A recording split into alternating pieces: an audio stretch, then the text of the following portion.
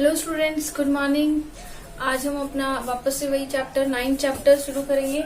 उपसंयोजक यौगिक शुरू कर रखा था हमने। कल हमने पढ़ लिया कि उपसंयोजक यौगिक क्या होते हैं, किससे मिलकर बने होते हैं, कौन सा बॉन्ड इनमें उपस्थित होता है, उपसंयोजक यौगिक बंदी होता है, उस बॉन्ड को हम कैसे रिप्रेजेंट करते हैं, इस प्रकार से रिप्रेजेंट करते हैं। ठीक है। और उसके बाद में इसमें क्या होता है, एक डोनर होता है, मतलब एक देने वाला होता है और एक इलेक्ट्रॉन्स को लेने वाला होता है। तो उसमें हमने एक टर्म पढ़ ली थी, केंद्रीय धातु परमाणु। केंद्रीय धातु परमाणु क्या था? केंद्रीय धातु परमाणु वो परमाणु है जो कि सराउंडिंग से मतलब इलेक्ट्रॉन्स के मतलब लिगेंडो के द्वारा घिरे होते हैं। आज हम लिगेंड्स के बारे में पढ़ेंगे कि क्या होते हैं। ठीक है। तो लिगेंडो के द्वारा घिरे होते हैं तथा इलेक्ट्रॉन को क्या करते हैं, एक्सेप्ट करते हैं। इलेक्ट्रॉन को एक्सेप्ट करते हैं, इसलिए क्या होते हैं, इलेक्ट्रॉन ग्राही होते हैं। ठीक है। और लुईस एसिड होते हैं, क्योंकि इलेक्ट्रॉन ग्राही है, इसका मतलब वो लुईस क्या है, एसिड है। ठीक है। तो आज हम लोग अपना दूसरा जो इम्पोर्टेंट टर्म है वो शुरू करते हैं, दैट इज लिगेंड। लिगेंड क्या होते हैं? ठीक है। तो दूसरा हमारा टॉपिक आएगा लिगेंड।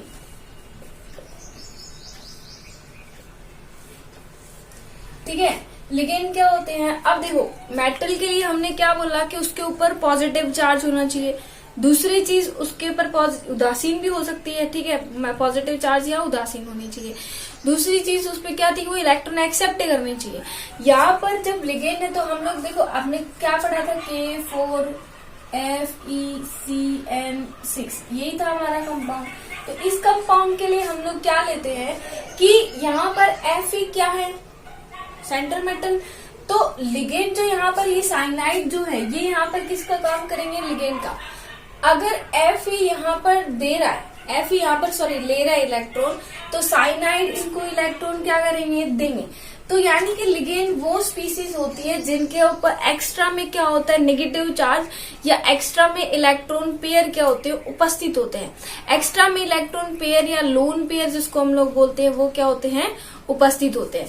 तो लोन पेयर उपस्थित होंगे, तो लोन पेयर यानी कि इनके पास में एक्स्ट्रा में इलेक्ट्रॉन उपस्थित होने चाहिए, या फिर ये क्या बोल सकते हैं हम लोग, क्या होने चाहिए, नेगेटिवली चार्ज्ड। ठीक है। नेगेटिवली चार्ज यानी ऋणात्मक आवेश वाले होने चाहिए। कौन? लिगेंड। क्योंकि लिगेंड क्या करते हैं, इलेक्ट्रॉन को दान करते हैं। तो इसलिए इलेक्ट्रॉन को दान करते हैं, इसलिए हम इनको क्या बोलते हैं, इलेक्ट्रॉन दाता। लिगेंड इलेक्ट्रॉन का दान करते हैं, इसलिए इन्हें क्या कहा जाता है, इलेक्ट्रॉन दाता। ठीक है। दूसरी बात, इलेक्ट्रॉन दाता कहा जाता है। और इलेक्ट्रॉन दान कर रहे हैं, इसलिए लुईस के अकॉर्डिंग ये क्या है, लुईस क्षार, क्या बोल सकते हैं, लुईस बेस है।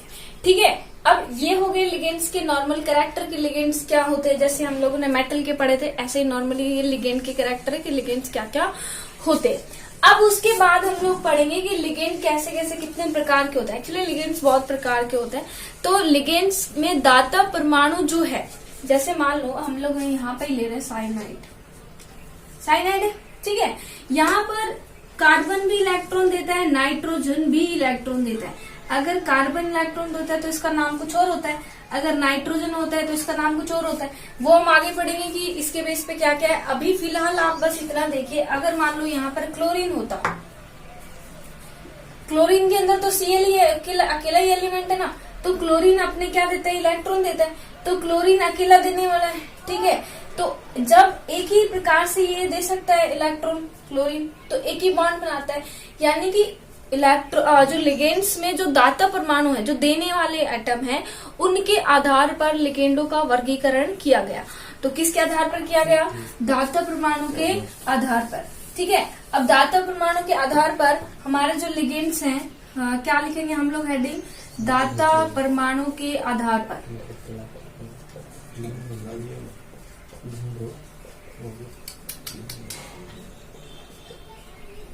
दाता परमाणु के आधार पर लिगेंड्स के प्रकार पढ़ेंगे। तो दाता परमाणु के आधार पर जो पहला हमारा लिगेंड होता है, जिसको हम लोग बोलते हैं एक दंतुक लिगेंड।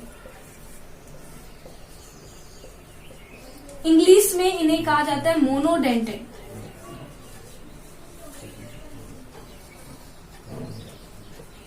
Monodentate ligand. एक दंतुक लिगेंड का मतलब क्या है कि ये सिर्फ और सिर्फ एक ही अपना इलेक्ट्रॉन लोन पेयर जो है वो प्रदान करेंगे।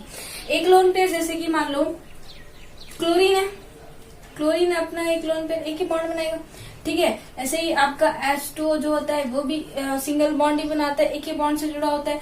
साइनाइड जो आपका वो भी एक सिंगल बॉन्ड से ही जुड़ा होता है, ठीक है। यानी जितने भी हमारे NH3 होते हैं वो भी एक बॉन्ड से ही मिलकर जुड़े होते हैं, ठीक है। तो ये हो गए एक दंतुक।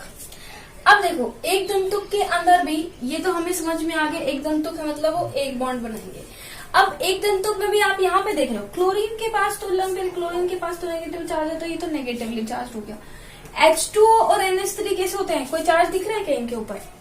नहीं दिख रहा ना, कोई चार्ज नहीं दिख रहा। इसका मतलब ये किसके अंदर आ गए, उदासीन के अंदर। यहाँ पर साइनाइड के ऊपर कैसा है, नेगेटिव है, तो ये नेगेटिव हो गया। और ऐसे एक आपका NO पॉजिटिव होता है वो भी इसी के अंदर, ये भी सिंगल बॉन्ड ही बनाता है, तो ये भी क्या हो गया आपका लिगेंड हो गया। अब आप सोचोगे भाई मैडम जी आपने तो बताया था लिगेंड के ऊपर नेगेटिव चार्ज होना चाहिए, लेकिन यहाँ तो पॉजिटिव है। ऑक्सीजन के ऊपर एक्चुअली नाइट्रोजन यहाँ पर लोन पेयर अपना दे देगा। तो इसमें देखना यहाँ पर 3 प्रकार की कैटेगरी आ गई हमारे पास। एक तो कुछ के पास नेगेटिव चार्ज है, कुछ उदासीन है, और कुछ के पास क्या है, पॉजिटिव चार्ज है। यानी एक दंतुक लिगेंड पुनः कितने प्रकार के हो गए, 3 प्रकार के चार्ज के आधार पर। एक तो हो जाते हैं हमारे उदासीन, एक हो जाते हैं हमारे नेगेटिवली चार्ज, या फिर हम लोग बोल सकते हैं ऋणात्मक आवेश वाले, और एक हमारे हो गए धनात्मक आवेश वाले। धनात्मक आवेश में देखो बहुत ज्यादा कुछ नहीं है, NH4+ है और एक आपका NO पॉजिटिव है, ठीक है। उदासीन के अंदर आपके आते हैं H2O, NH3, pyridine, H2O, NH3 और pyridine। pyridine का सूत्र क्या होता है, इस प्रकार से होता है pyridine। जब बेंजीन रिंग के अंदर इस प्रकार से नाइट्रोजन आ जाता है तो उसको हम लोग क्या बोलते हैं, pyridine कहते हैं। तो इसका सूत्र क्या बनेगा, C कार्बन 5 हो गए, हाइड्रोजन 5 और एक नाइट्रोजन, तो ये इसका सूत्र हो जाता है, ठीक है। ये किसके अंदर आते हैं, हमारे उदासीन के अंदर आते हैं। ट्राइफोस्फीन भी इसी के अंदर आता है, और भी PPS3 भी आता है इसके अंदर, ट्राइफोस्फीन वो भी उदासीन होता है। अब नेगेटिव चार्ज बहुत ही बोर्ड है, इसके अंदर बहुत सारे आते हैं। जितने भी हमारे लगभग ऑलमोस्ट जो आपको एग्जाम में पूछे जाते हैं वो नेगेटिवली चार्ज के अंदर ही आ जाते हैं, मोनोडेंटेड के अंदर, ठीक है। तो यहाँ पर तो देखो मोस्टली देखो आपको यही 2 ज्यादा देखने को मिलेंगे, ये 2 H2 और NH3, ठीक है। तो हम अब नेगेटिवली चार्ज लिगेंड कौन कौन से होते हैं, उनके ऊपर चार्ज नेगेटिव होता है, उनमें कौन डोनर एटम होता है, वो हम लोग पढ़ेंगे, ठीक है। तो हम लोग टेबल बनाते हैं लिगेंड्स की, ओके, ठीक है। तो हम अपने लिगेंड्स के बारे में पढ़ते हैं। लिगेंड्स हमने पढ़ ली कि लिगेंड्स उदासीन होंगे और ऋणावेशित होंगे और धनावेशित होंगे, 3 प्रकार के देख लिए। अब यहाँ पर कौन कौन से लिगेंड देखो, उदासीन का मतलब जिन पर आवेश क्या होगा, 0 होगा। अब यहाँ पर ये हमारे लिगेंड्स है। अब एक चीज आप ध्यान रखना, जब भी आप कोऑर्डिनेशन में नाम लिखोगे, कोऑर्डिनेशन में नाम लिखोगे तो जो आपके नाम है वो आपके नाम नहीं लिखे जाते हैं, उनको एक कोऑर्डिनेशन केमिस्ट्री में नाम दिए जाते हैं, जिन नाम को ही हमें उस नाम जो हम लोग नाम लिखेंगे कोऑर्डिनेशन उसमें यूज करना होगा। अब देखो जैसे H2 होते हैं, वाटर होता है ये तो, लेकिन कोऑर्डिनेशन केमिस्ट्री में इसको क्या लिखते हैं हम लोग, एक्वा, ठीक है। इसमें दाता परमाणु किसके ऊपर लोन पेयर होता है, ऑक्सीजन के ऊपर लोन पेयर होता है, इसलिए दाता परमाणु ऑक्सीजन होता है, और ये ऑक्सीजन नहीं है, ये आवेश 0, ठीक है। उसके बाद NH3 क्या होता है, उदासीन ही है। NH3 के अंदर जो दाता परमाणु NH3 अमोनिया बोलते हैं ना हम लोग, लेकिन इसको हम अमोनिया नहीं बोलेंगे यहाँ पे, कोऑर्डिनेशन केमिस्ट्री में इसको क्या बोलते हैं, अमीनो। तो देखो स्पेशली आपको अगर ये टेबल याद है तभी आप क्या कर सकते हो, कोऑर्डिनेशन नाम लिख सकते हो, क्योंकि कोऑर्डिनेशन नेम लिखने के लिए हमें ये पहले इन सब के चार्जेस भी पता होना चाहिए, क्या लिखा जाता है वो पता होना चाहिए, कौन सा बॉन्डेड एटम है वो पता होना चाहिए। तो बेसिकली पहले हमें ये टेबल याद करनी पड़ेगी, टेबल याद होने के बाद ही कुछ हो सकता है, ठीक है। तो आज बैठ के आपको अच्छे से ये टेबल लर्न करनी है, क्योंकि कल मैं आपको नेम पढ़ाऊंगी, कैसे नाम लिखे जाते हैं वो पढ़ाऊंगी। जब तक आपको नाम समझ में आएंगे नहीं, अगर ये टेबल नहीं समझ में आई तो टेबल को अच्छे से सुन लेना अभी, और इसके नाम को अच्छे से पढ़ लेना। कौन से 2-4 टेबल में फैक्ट है कि भाई ये इससे जुड़ रहा है तो ये नाम हो गया, इससे जुड़ रहा है तो ये नाम हो गया, वो अच्छे से आप इसको देख लेना, सुन लेना, ठीक है। तो हम अपना शुरू करते हैं। ये वाले जो हमारे हैं, ये हमारे कौन से हैं? उदासीन, ठीक है। ये हमारे कौन से लिगेंड है? उदासीन लिगेंड है। उदासीन के अंदर हमारे लिगेंड्स आएंगे H2O, ठीक है। इधर से बता दो, H2O एक्वा, दाता परमाणु ऑक्सीजन, आवेश 0। NH3 अमीनो है, नाइट्रोजन दाता परमाणु है, आवेश इसमें भी 0 है। कार्बोनिल का होता है CO, ये भी उदासीन लिगेंड होता है। पिछली बार ये एग्जाम में पेपर आया था NiCO4, इसकी ऑक्सीकरण अवस्था, खैर ऑक्सीकरण अवस्था निकालनी आएगी तब बताऊंगी अभी। तो CO आपको याद रखना है, उदासीन आएगा, क्योंकि आपको ऑक्सीकरण अवस्था नहीं निकालनी आएगी तो फिर कैसे निकालोगे इसका। तो आप लोग एक बार इसको छोड़ो, ऑक्सीकरण अवस्था में पढ़ेंगे। तो CO जो कार्बोनिल के अंदर, जो कार्बोनिल में यहाँ पर दाता परमाणु होता है, ऑक्सीजन के ऊपर लोन पेयर होता है। तो लोन पेयर एक्चुअली उदासीन में याद रखना है, जो लोन पेयर उपस्थित होते हैं, लोन पेयर क्या होते हैं? एक्स्ट्रा इलेक्ट्रॉन पेयर होते हैं। वही क्या कर देंगे? वही अपना लोन पेयर अपना मेटल को देंगे। तो ऐसे ही NO में नाइट्रोसिल, नाइट्रोजन आवेश 0, फॉस्फीन, अभी देखो फॉस्फीन भी आएगा, और ट्राइफेनिल फोस्फीन, यानी कि ट्राइफेनिल फोस्फीन यानी PPH3, ये भी किसके अंदर आता है? उदासीन के अंदर ही आता है। उसके बाद पिरिडीन, पिरिडीन पे भी अभी मैंने स्ट्रक्चर बना के बताई थी आपको, ऐसे होता है पिरिडीन की स्ट्रक्चर। तो ये क्या है? बेंजीन से डिराइव्ड है, और जिसमें कार्बन परमाणु को नाइट्रोजन से रिप्लेस कर दिया गया। इसका आवेश भी क्या होता है? 0। उसके बाद हम बात करते हैं ऋणावेशित लिगेंड्स की। ऋणावेशित लिगेंड्स में X नेगेटिव, तो आप समझ सकते हैं X नेगेटिव क्या है।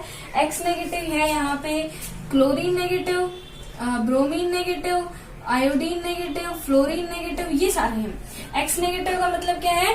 Chlorine negative, bromine negative, iodine negative और फ्लोरीन नेगेटिव, X नेगेटिव, ठीक है। इनको देखो नाम क्या लेंगे, नाम क्या लेंगे इनके लास्ट में। देखो जो भी हमारा इन लिगेंड्स के लास्ट का तो लगभग कुछ नहीं है, जो ऋणावेशित लिगेंड लास्ट में उनके जो वर्ड में O लग जाता है, ऋणावेशित जो लिगेंड होता है उनके नाम के लास्ट में क्या लगा देते हैं हम लोग? O। तो क्लोरीन का नाम तो क्या होता है? क्लोरीन होता है ना। जैसे अगर हम क्लोरीन की बात करें तो ये क्लोराइड है, लेकिन यहाँ पर इसके नाम में क्या लगेगा? O, तो इसका क्या हो जाएगा? क्लोरो, ठीक है। तो क्लोरीन जुड़ा होगा तो हम लोग क्या लिखेंगे? क्लोरो। फ्लोरीन जुड़ा होगा तो फ्लोरो, ऐसे ही आयोडीन जुड़ा होगा तो आयोडो, और अगर यहाँ पे ब्रोमीन जुड़ा होगा तो ब्रोमो। उसके बाद OH नेगेटिव को हम लोग लिखते हैं हाइड्रोक्सो। OH नेगेटिव हाइड्रोक्सो है। यहाँ पर जो डोनर एटम होगा वो क्या होगा? O होगा।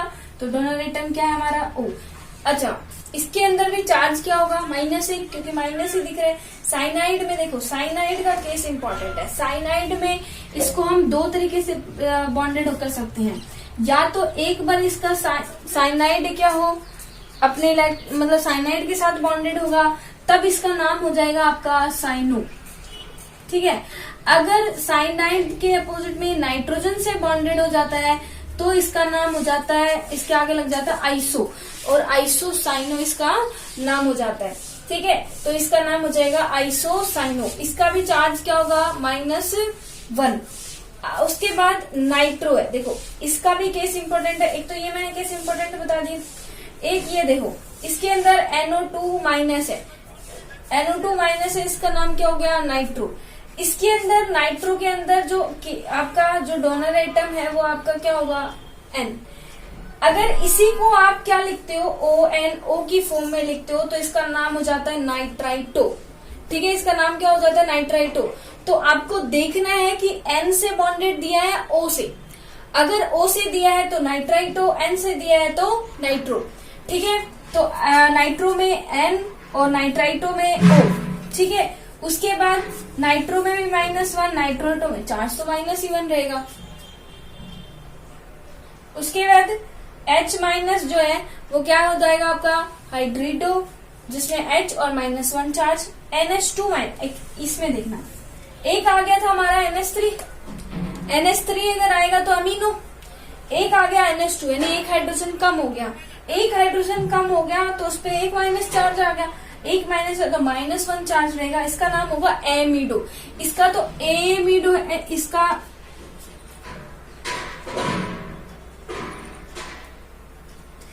क्या है? एमिनो है, ठीक है।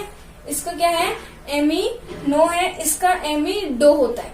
उसके बाद अगर हम इसकी बात करें O2 -2 की, तो यहाँ पर देखो -2 चार्ज है। अगर O2 फॉर्म में है तो पर ऑक्सो, अगर ओनली सिंगल है तो ऑक्सो। फिर कार्बोनेटो पे ऑक्सीजन -2 चार्ज है, इन पे दिख रहा है -2, सल्फेटो पे भी -2। अब देखो यहाँ पर ये केस आ गया फिर से, एक हाइड्रोजन, पूरे हाइड्रोजन थे तो एमिनो, एक हाइड्रोजन कम हो गया एमिडो।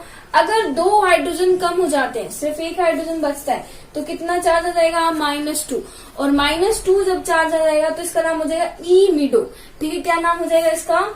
इमिडो। इसका भी बाइंडिंग साइड नाइट्रोजन। चार्ज कितना हो गया यहाँ पे? -2, चार्ज -2 लिखना है। फिर सल्फाइडो हो गया S-2, सल्फर हो गया और -2 चार्ज। फिर नाइट्रोजन पे -3 चार्ज, इसको एजिडो कहते हैं, चार्ज -3। अगर मतलब फॉस्फोरस पे -3 चार्ज होता है तो इसको बोलते हैं फॉस्फिडो। ठीक है, तो ये हो गया। अब कुछ ये आपके धनावेशित वाले हैं ये दोनों, ये आपके क्या होते हैं? धनावेशित के अंदर नाइट्रोसिल और अमोन। ठीक है, ये आपके क्या आ जाएंगे? आपके धनावेशित लिगेंड के अंदर।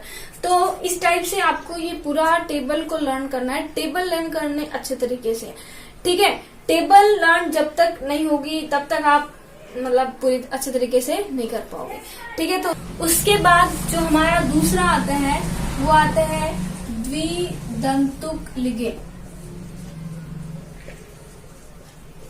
द्विदंतुक लिगेंड का मतलब क्या होगा? जिसके अंदर 2 लिगेंड एक साथ क्या होते हैं? देते 2 लिगेंड होंगे, 2 एटम होंगे जो एक साथ क्या होंगे? अपना इलेक्ट्रॉन देते हैं।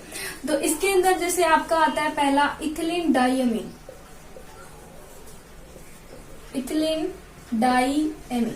देखो इथिलीन किसको बोलते हैं? जब CH2 होता है ना, तो इसको हम लोग क्या बोलते हैं? इथिलीन। और एमीन मतलब हो गया आपका NH2। ओके, डाई है मतलब 2 हो गया। तो इथिलीन डाइअमीन का स्ट्रक्चर ये बन गया। यहाँ पर देखो ये नाइट्रोजन भी दे सकता है और ये नाइट्रोजन भी दे सकता है। 2 डोनर एटम हो गए ना। अगर 2 डोनर एटम हो गए तो इसलिए ये कौन सा दंतुक लिगेंड हो जाएगा? द्विदंतुक लिगेंड, क्योंकि यहाँ पर कितने डोनर एटम प्रेजेंट है? 2। उसके बाद अगर हम लोग दूसरे की बात करें तो इसका होता है ऑक्सलेटो। देखो इथिलीन डाइअमीन शॉर्ट फॉर्म में आपको मिलता है EN के फॉर्म में। इथिलीन डाइअमीन शॉर्ट फॉर्म में आपको किस फॉर्म में मिलता है? EN का मतलब आपको देखो इथिलीन डाइअमीन कितनी बड़ी स्ट्रक्चर बना के नहीं देंगे एग्जाम में आपको EN ही लिखा होगा, उसी से आपको समझना है EN क्या है? आपका इथिलीन डाइअमीन है।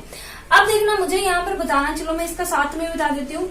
नाम क्या हो जाएगा? ये लिगेंड हो गया दाता परमाणु। दाता परमाणु यहाँ पर कौन है? नाइट्रोजन और नाइट्रोजन इधर दे रहा है। फिर आवेश। अब मुझे बताओ आवेश दिख रहा है क्या? यहाँ पे कुछ आवेश है क्या? कोई भी चार्ज नहीं है, तो आवेश क्या हो जाएगा? 0। यानी इथिलीन डाइअमीन कैसा है? उदासीन द्विदंतुक लिगेंड है। उसके बाद हम बात करते हैं ऑक्सलेटो की। ऑक्सलेटो क्या होता है? ऑक्सलेटो की संरचना देखते हैं। C double bond O negative और O नेगेटिव। इसको प्रदर्शित करते हैं OX से। ठीक है, इसको प्रदर्शित किससे करते हैं? OX से। अब मुझे यहाँ पे बताना कि यहाँ पर इसकी स्ट्रक्चर ये होती है, यहाँ पर दाता परमाणु क्या होगा?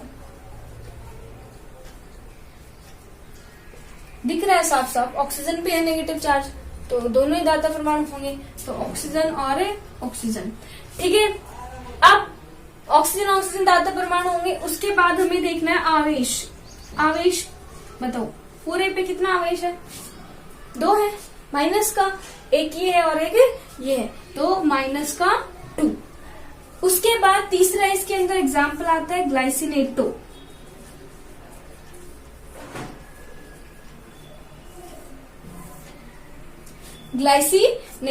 ग्लाइसिनेटो को हम लोग प्रदर्शित करते हैं GLY से। ओके, इथिलीन डाइअमीन को EN से, ऑक्सलेटो को OX से, ग्लाइसिनेटो को GLY से। ग्लाइसिनेटो देखो शॉर्ट ट्रिक में बता देती हूँ, इसकी आधी संरचना और इसकी आधी संरचना दोनों को जब हम जोड़ देते हैं तो क्या बन जाता है? ग्लाइसिनेटो। ये आपको याद हो गया, ये आपको याद हो गया, ये अपने आप हो जाएगा। कैसे? देखो इसकी आधी संरचना मीन्स CH2 NH2। ओके, इसकी आधी संरचना मीन्स ऐसी तो होगी आधी ऊपर वाला, तो क्या हो जाएगा? C double bond O negative. ये आपका क्या होता है? ग्लाइसिनेटो। स्ट्रक्चर याद होगी, इजी सी है। ओके, अब मुझे ये बताओ यहाँ पर दाता परमाणु कौन कौन होंगे? एक ही होगा क्या? दो होंगे, तभी तो द्विदंतुक में है, वो भी बात समझ आ गई। लेकिन कौन कौन से? यहाँ पर देखो, हमें पता है एक तो दाता परमाणु नाइट्रोजन और एक दाता परमाणु ऑक्सीजन, यानी अलग अलग होंगे यहाँ पे। तो एक नाइट्रोजन होगा, एक आपका ऑक्सीजन होगा। ओके, उसके बाद आपको क्या देखना है कि इसका आवेश कितना होगा। तो हमें पता है कि NH2 वाला आवेश तो 0 है, ये तो उदासीन में आता है, यानी आवेश कितना होगा? -1। तो द्विदंतुक लिगेंड में ये 3 एग्जाम्पल जो आपके एग्जाम में पूछे जाते हैं, इनको आपको अच्छे से याद करना है। इसमें सबसे पहला इथिलीन डायमीन। इथिलीन डायमीन का सूत्र ये हो गया CH2 CH2 NH2 NH2, दोनों उदासीन दाता परमाणु, दोनों नाइट्रोजन है, उदासीन है क्योंकि आवेश 0 है। उसके बाद में ऑक्सीलेटो। ऑक्सीलेटो क्या हो गया आपका? COO नेगेटिव, COO नेगेटिव हो गया। अब यहाँ पर देखो, दाता परमाणु ऑक्सीजन और ऑक्सीजन होंगे, और यहाँ पर आपको एक चीज ध्यान रखनी है कि यहाँ पर जो आपका चार्ज होगा वो -2 होगा। ग्लाइसिनेटो इन दोनों स्ट्रक्चर से ही मिलके बना, वो तो मैं आपको शॉर्ट ट्रिक में बता रही हूँ। ग्लाइसिनेटो की स्ट्रक्चर ये नहीं, ठीक है। आपको दोनों संरचना याद है तो आप ग्लाइसिनेटो की इजिली याद कर सकते हो। CH2 NH2 और COO नेगेटिव, ठीक है। यहाँ पर एक दाता परमाणु नाइट्रोजन होगा, एक दाता परमाणु क्या होगा आपका? ऑक्सीजन होगा। जो नाइट्रोजन दाता परमाणु वो उदासीन है, ऑक्सीजन दाता परमाणु नेगेटिव चार्ज है। इसका मतलब यहाँ पे ऑल ओवर स्ट्रक्चर में चार्ज कितना हो जाएगा? -1। इतना समझ आया? ओके, इतना होने के बाद हम लोगों ने एक दंतुक लिगेंड पढ़ लिए, द्विदंतुक लिगेंड पढ़ लिए, ऑलमोस्ट आपके इन्हीं में से पूछे जाते हैं। फिर भी देखो, त्रिदंतुक लिगेंड भी होते हैं जिसमें 3 बाइंडिंग साइट होती है, 3 दाता परमाणु एक साथ देते हैं, ठीक है। ऐसे ही चतुर्दंतुक लिगेंड होते हैं, है ना, उसमें भी टेट्राडेंटेड होते हैं जो कि 4 एक साथ में वहां पर एक लिगेंड एक साथ में जुड़ते हैं। नोट्स में इनकी स्ट्रक्चर्स मिल जाएगी, आप इजीली, मैं बोर्ड पे ही तो उतारूंगी, तो आप आराम से नोट्स में से उतार लेना। फिर पंचदंतुक और षटदंतुक, इसमें एक चीज याद रखना, EDTA का होता है कॉम्प्लेक्स, EDTA। इस पर एक तो होता है EDTA -3, एक होता है EDTA -4। अगर ये वाला है ना, तो इसका जो नाम होता है इथिलीन डायमीन ट्राई। यहाँ पर T का मतलब 3, अगर -3 है तो इसका मतलब ट्राई एसिटिक एसिड और एसिटिक, और यहाँ पर हो जाएगा इथिलीन डायमीन टेट्रा, अगर माइनस चार्ज है तो टेट्रा। तो इथिलीन डायमीन में तो कितने हो जाएंगे? 2 नाइट्रोजन दाता परमाणु, और यहाँ पर हमने क्या बोल दिया? Try acetic. ट्राई एसिटेटो का मतलब क्या हो गया? 3 क्या होंगे आपके? OO नेगेटिव, 3 CO नेगेटिव, यानी कि 3 क्या हो गए? ऑक्सीजन। तो कुल में कितने हो गए? 5। कुल में कितने हो गए? 5। भाई 2 तो इथिलीन डायमीन के और 3 आपके इसके नोट्स में आपको पूरी बड़ी सी स्ट्रक्चर है, ये पूरी मिल जाएगी तो आपको समझ आ जाएगा। और EDTA -4 के अंदर देखो, इथिलीन डायमीन में तो वही 2 अमोनिया रहेंगे, नाइट्रोजन रहेंगे, सॉरी। उसके बाद इसमें हमने क्या बोला है? टेट्रा एसिडिक एसिड, मतलब टेट्रा में क्या बोलेंगे? 4। तो 4 क्या हो जाएंगे? COO negative. तो 4 यहाँ पर ऑक्सीजन देने वाले हो जाएंगे, 2 यहाँ पर नाइट्रोजन देने वाले हो जाएंगे। तो टोटल में क्या हो जाएगा यहाँ पर? षटदंतुक लिगेंड, 6 यहाँ पर दाता परमाणु एक साथ एक केंद्रीय धातु से जुड़ते हैं, ठीक है। द्विदंतुक में, एक दंतुक में तो एक ही क्या जुड़ता है? लिगेंड दाता सेंट्रल मेटल से जुड़ता है। द्विदंतुक के अंदर 2 जो दाता परमाणु है वो एक साथ मेटल के साथ जुड़ते हैं। त्रिदंतुक में 3 दाता परमाणु एक साथ मेटल के साथ जुड़ते हैं। चतुर्दंतुक में 4 और पंचदंतुक में 5 और षटदंतुक में 6। पंचदंतुक षटदंतुक में मैंने आपको बता दिया, बस इसका एग्जाम्पल याद रखना ना कि इनकी दंतुकता कितनी होती है। EDTA -3 की 5 होती है, EDTA -4 की 6 होती है। इतना समझ आया आपको? ठीक है, इतना तो समझ आ गया होगा कि ये हमारे क्या हुए? लिगेंडो का वर्गीकरण, ठीक है। लिगेंडो का वर्गीकरण समझ आने के बाद देखो, आपको कुछ मैं आपको लिगेंड की डेफिनेशन पूछी जाती है। जैसे आपके 1-2 लिगेंड होते हैं, एक आपका होता है उभयदंतुक लिगेंड और एक आपका होता है कीलेट लिगेंड। उभयदंतुक लिगेंड क्या होते हैं, कीलेट लिगेंड क्या होते हैं, इनके बारे में हम अभी पढ़ेंगे। तो देखो, सबसे पहले बात आती है उभयदंतुक लिगेंड के। कौन सा होती है? उभय दंतुक लिगेंड। उभय का मतलब तो देखो, जब हम दोनों चीजों में कॉमन होती है तो कॉमन के लिए हम लोग उभय लगाते हैं। मैथ्स में अगर कोई भुजा अगर दोनों जैसे इधर ट्रायंगल होता है, इधर भी ट्रायंगल, अगर एक भुजा दोनों में आ रही है तो उसको बोलते हैं उभयनिष्ठ भुजा, है ना। तो उभय का मतलब क्योंकि दोनों में क्रिएट कॉमन है इसलिए इसका नाम लिया। अगर वायु की बात करें तो जो मान लो जैसे बोलते हैं ना उभयचर, जो स्थल पे और जल में दोनों में रहते हैं, वायु वालों को भी उभय का मतलब तो समझ आ गया होगा। यानी कि जब दोनों कंडीशन फुलफिल करता है एक ही लिगेंड तो उसके लिए हम लोग क्या करेंगे, एक ही चीज, तो उसके लिए हम लोग उभय लगाते हैं। तो यहाँ पर देखना उभय दंतुक लिगेंड क्या होते हैं। उभय दंतुक का मतलब क्या होंगे, वो लिगेंड जो दो साइड से जुड़ सकते हैं, ऐसे लिगेंड जिनमें दाता परमाणु क्या होते हैं, दो। एक ही लिगेंड है, वो लिगेंड क्या है, एक ही है, लेकिन उसमें दाता परमाणु क्या है, दो। जैसे कि हमने एक दंतुक लिगेंड में पढ़ा साइनाइड, पढ़ा कि नहीं पढ़ा, पढ़ा। इसमें एक बार हमने क्या बोला था कि कार्बन अपना इलेक्ट्रॉन कार्बन से बॉन्डिंग होगी, एक बार इसमें हमने क्या बोला कि नाइट्रोजन से क्या होगी, बॉन्डिंग होगी। ठीक है, आपको समझ आ गया होगा मैं क्या बताना चाह रही हूँ कि उभय दंतुक का मतलब क्या होगा, लिगेंड एक ही है, साइनाइड साइनाइड दोनों लिगेंड तो एक ही है, लेकिन उनमें दाता परमाणु क्या है, अलग अलग। एक बार यहाँ पर दाता परमाणु साइनाइड है, एक बार यहाँ पर दाता परमाणु क्या है, नाइट्रोजन है। ठीक है, एक उदाहरण तो ये हुआ। अगर साइनाइड से बॉन्ड बना रहा है तो इसका नाम भी चेंज हो गया था, इसका नाम हो गया था साइनो और इसका नाम हो गया था आइसोसाइनो।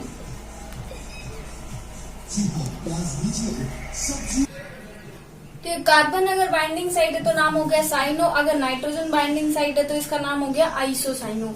अब देखिए अगर उसके बाद हम बात करें तो चार्ज दोनों पे सेम रहेगा, सिर्फ और सिर्फ यहाँ पर जो बंधित लिगेंड है उनके क्या है, चेंज है। एक बार कार्बन है तो साइनो, नाइट्रोजन है तो आइसोसाइनो। तो ये दो एक ही लिगेंड है जो दो प्रकार से केंद्रीय धातु के साथ जुड़ सकता है, इसलिए इसको क्या बोलते हैं हम लोग, उभय दंतुक लिगेंड। उसके बाद एक और आपका होता है NO2 और एक होता है ONO, पढ़ा था हमने अभी थोड़ी देर पहले। अभी हमने उसमें क्या पढ़ा था कि जब ये NO2 है तो बाइंडिंग साइड क्या, जोड़ने वाला मेटल कौन सा होगा, जुड़ने वाला एलिमेंट होगा नाइट्रोजन, और अगर ONO है तो जुड़ने वाला होगा ऑक्सीजन। यानी एक ही है लेकिन क्या हो गया, डोनर एटम अलग अलग हो गए। यहाँ पर एटम हो गया नाइट्रोजन, यहाँ पर हो गया ऑक्सीजन, चार्ज यहाँ पर भी क्या होगा, माइनस एक ही होगा। फिर देखो उसके इसका नाम हो गया था नाइट्रो, अगर नाइट्रोजन डोनर एटम है तो नाम होगा नाइट्रो, अगर ऑक्सीजन डोनर एटम होता है तो इसका नाम होता है नाइट्रेटो। ठीक है, ऑक्सीजन डोनर एटम होता है तो नाम होता है नाइट्रेटो। अब नाइट्रेटो, उसके बाद ये क्या हो गया हमारे उभय दंतुक लिगेंड। फिर आते हैं केलेट लिगेंड, आगे हम लोग पढ़ेंगे उसमें और कुछ टर्म्स पढ़ेंगे। ठीक है, अभी आज जितना पढ़ा है वो समझ आया कि लिगेंड्स की टेबल आपको अच्छे से याद करनी है, लिगेंड्स कौन से टाइप के होते हैं और इन लिगेंड्स के बारे में आपको अच्छे से पढ़ना है। ठीक है, नेक्स्ट हम पढ़ेंगे कल। इतने आप अच्छे से लर्न करिए और नोट्स को प्रिपेयर कीजिए। बाय। अभी ना